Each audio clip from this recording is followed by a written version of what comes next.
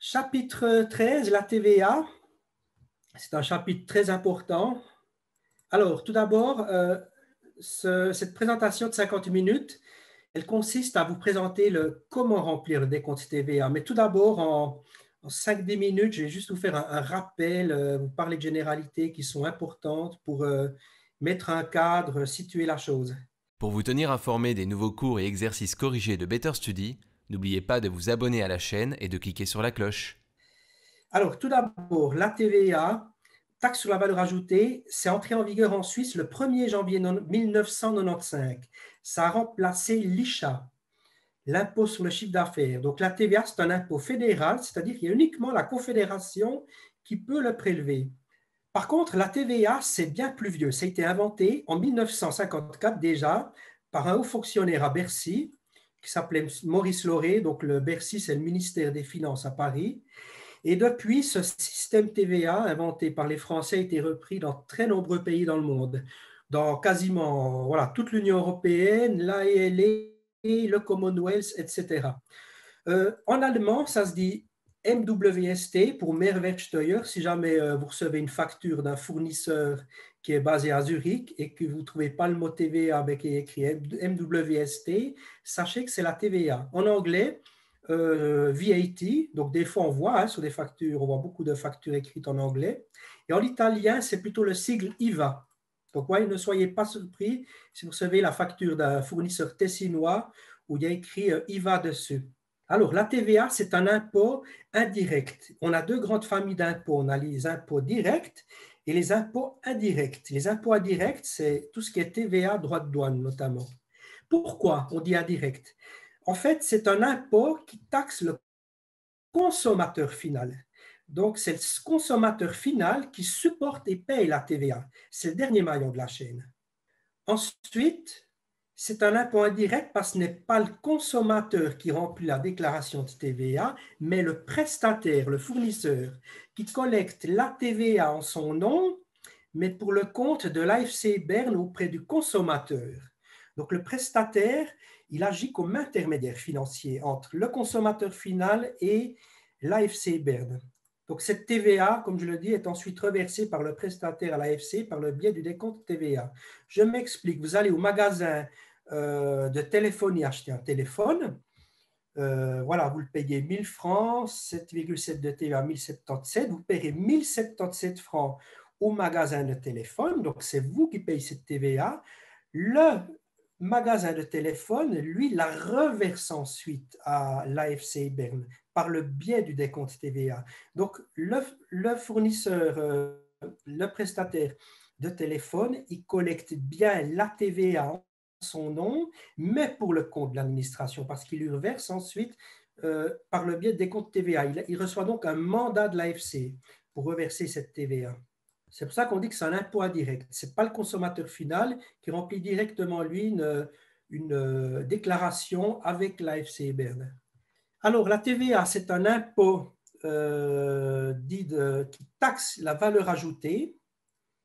Alors, c'est quelque part un impôt sur le chiffre d'affaires parce que la TVA, elle impose les livraisons de biens, les prestations de services qui sont bien définies par la loi TVA. La TVA, elle n'impose pas toutes les prestations de services, livraisons de biens, mais une certaine partie d'entre elles qui sont déterminées clairement par cette loi TVA et TVA. Ensuite, on dit que c'est un impôt qui taxe la valeur ajoutée parce qu'il faut se rendre compte de ce qui suit. Attention, valeur ajoutée n'est pas égale bénéfice. Dans le premier cas ici, on prend le compte de résultat d'une entreprise, le bénéfice, c'est les produits, le chiffre d'affaires moins les charges, ce qui donne le bénéfice. Dans le cas de la TVA, on impose que la valeur ajoutée, c'est-à-dire uniquement les produits, le chiffre d'affaires soumis TVA, selon la loi TVA, moins les charges grevées de TVA, c'est-à-dire ce qu'on appelle l'impôt préalable, ce qui donne la valeur ajoutée sur laquelle on paye la TVA. Donc, on ne prend pas en compte tout le chiffre d'affaires, contrairement ici quand on calcule le bénéfice, et on prend en considération qu'une partie des charges, et pas toutes les charges comme ici pour définir le bénéfice. Donc, vraiment, valeur ajoutée n'est pas forcément égale à bénéfice net. Et juste pour vous représenter, la TVA aujourd'hui, c'est 30% de l'IRSET de la Confédération, environ 23 milliards par année, sachant que le budget de la Confédération annuel, il est d'environ 68-69 milliards. Et bien là-dedans, il y a environ 23 milliards, 30% qui est financé par l'IRSET de la TVA, euh, plus ou moins égal avec l'impôt fédéral direct, qui est lui un impôt direct qui représente aussi plus ou moins 30%. Maintenant, quand on parle de TVA, alors il faut toujours, quand on parle de vente de marchandises, de vélos, de montres, etc., de facturation d'honoraires par un avocat, de facturation de prestations informatiques, on parle toujours en TVA de prestations. Ces opérations que vous réalisez au quotidien, votre entreprise, ces transactions commerciales, on les appelle des prestations. On fournit des prestations, comme on le voit ici. Ce que le client nous paye, c'est la compte-prestation. Et puis, comme on l'a vu avant, les réductions, rabais, remises, escomptes, c'est des réductions de la compte-prestation. Alors, on parle de prestations lorsqu'on parle d'opérations, de transactions. Maintenant, il y a deux grandes familles dans ces prestations. Il y a d'une part la vente de biens, ce qu'on appelle les livraisons de biens, et d'autre part, la deuxième grande famille, c'est les services, les prestations de services. Alors, les biens, les ventes de biens, les livraisons de biens, voilà, ils sont définis clairement à l'article 3 et 7 de la loi TVA.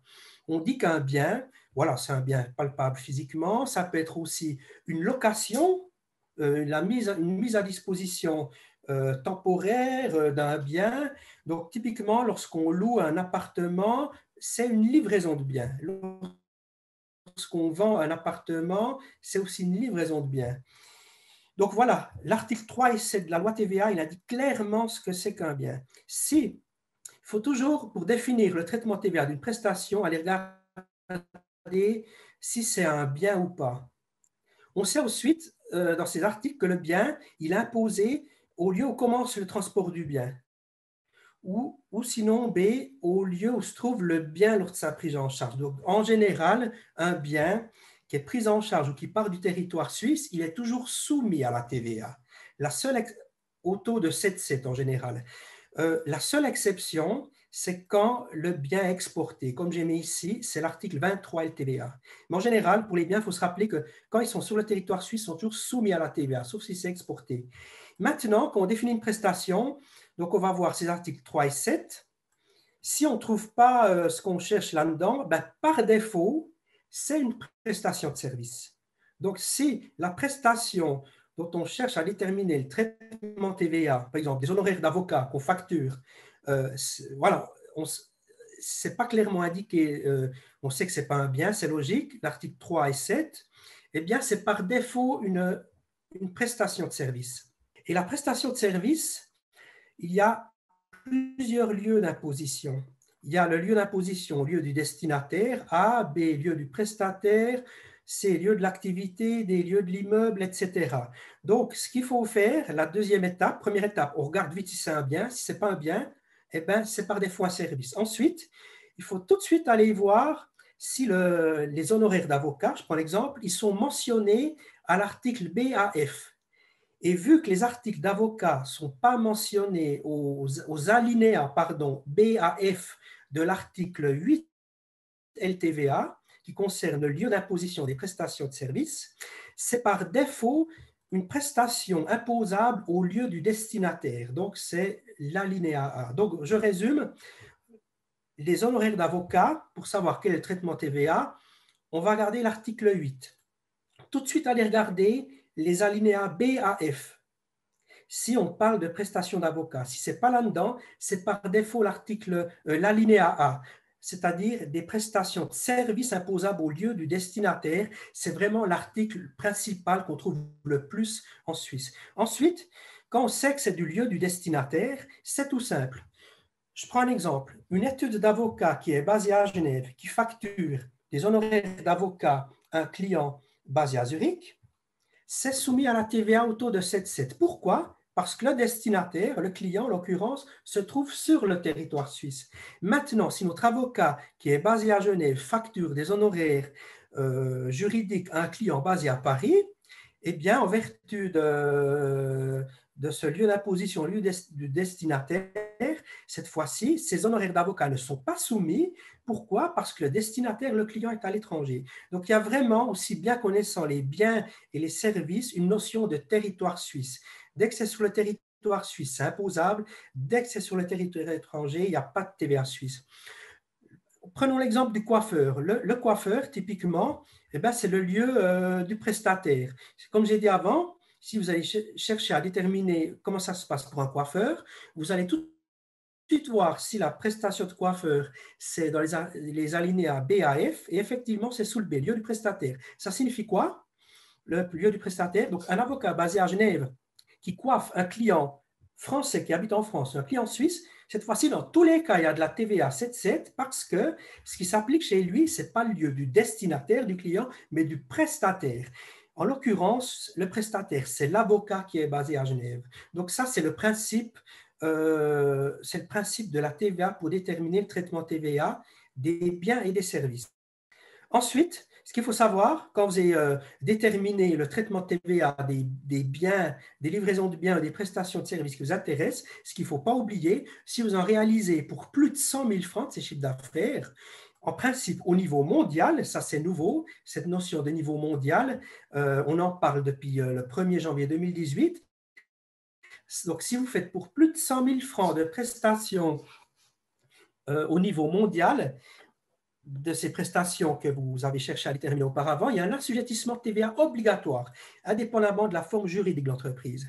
Maintenant, si vous faites pour moins de 100 000 francs de chiffre d'affaires déterminant au niveau mondial, si vous en faites moins, il n'y a pas d'assujettissement TVA obligatoire, il n'y a qu'un assujettissement TVA facultatif. Et maintenant, une entreprise qui est non assujettie TVA, soit parce elle a renoncé à l'assujettissement obligatoire, au moins de 100 000 francs, ou voilà, parce qu'elle fait simplement 20 000 francs de chiffre d'affaires, ça n'intéresse pas d'être assujettie TVA, il faut savoir qu'elle est malgré tout tenue de déclarer de la TVA sur d'éventuelles acquisitions. C'est ce qu'on appelle des importations de services en provenance de l'étranger. Je vais en parler tout à l'heure. On l'a évoqué avant lors du webinaire sur les marchandises, ces acquisitions je crois que c'était de licences informatiques. Donc, je vais en parler tout à l'heure. Donc, si une entreprise non assujettie TVA réalise des acquisitions pour plus de 10 000 francs par année, elle doit malgré tout déclarer la TVA sur ses acquisitions à la FCI Berne. Alors, chiffre d'affaires déterminant, qu'est-ce que c'est? On dit clairement ici, quel est le chiffre d'affaires, livraison de biens aux prestations de services, déterminant pour l'assujettissement. Donc, ce n'est pas forcément toutes les livraisons de biens, les prestations de services qu'on a vues ici, c'est qu'une partie qui sont concernées par l'assujettissement TVA. C'est ce qu'on parle ici, c'est ce que je vous explique ici. On a typiquement les livraisons imposables effectuées sur le territoire suisse, les livraisons à l'étranger, les prestations de services sur le territoire suisse, les prestations de services fournies à l'étranger, exonérées, etc. Donc là, vous avez clairement la liste des chiffres d'affaires déterminants, prestations de services ou livraison de biens, qu'il faut tenir compte pour calculer les 100 000 francs de franchise. Ensuite, il y a toute une série de chiffres d'affaires, c'est-à-dire des livraisons de biens aux prestations de services, qui ne sont pas déterminants pour l'assujettissement TVA. On a notamment ce qu'on appelle des prestations exclues du champ de l'impôt. Je vais vous expliquer tout à l'heure ce que c'est. On a aussi notamment tout ce qui est du domaine non entrepreneurial, c'est-à-dire typiquement, voilà, si vous vendez s'il y a un prélèvement qui est fait par un propriétaire à titre privé exceptionnel, ça n'engendre pas forcément un assujettissement obligatoire. Donc voilà. Maintenant, je reviens à cette limite de chiffre d'affaires de 100 000 francs au niveau mondial. Ça signifie quoi concrètement? Donc, si vous voulez, jusqu'en 2018, on disait, vous faites plus de 100 000 francs de chiffre d'affaires à la TVA, vous êtes soumis TVA, le chiffre d'affaires déterminant en fonction de cette liste ici de prestations de services ou de livraison de biens. Maintenant, depuis le 1er janvier 2018, c'est au niveau mondial.